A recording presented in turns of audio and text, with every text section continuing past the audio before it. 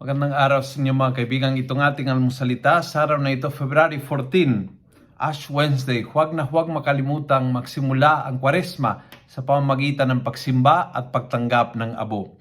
Ang ebanghelyo natin ay Matthew 6, 1-18.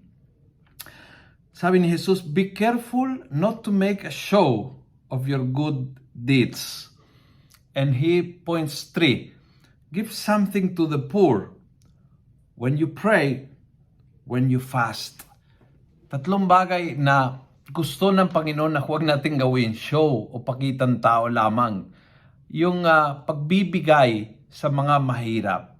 So siguraduhin mo na ngayong panahon ng Kwaresma ay panahon ng bigayan, tulong sa mahirap. Gusto ng Panginoon ng ating puso ay makakaroon ng sensitivity para sa mga tao nangangailangan.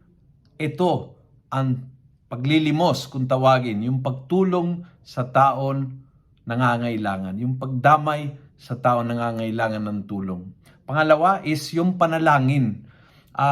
Yung puso nating makakaroon ng panibagong alab, panibagong passion, panibagong touch sa paglilingkod sa Panginoon. And yun ay nangyari sa panalangin, sa pakikipagkwentuhan kay Jesus, sa pagtatagal na mas matagal na panahon kaysa dati sa pagkipagkwentuhan sa Panginoon in prayer.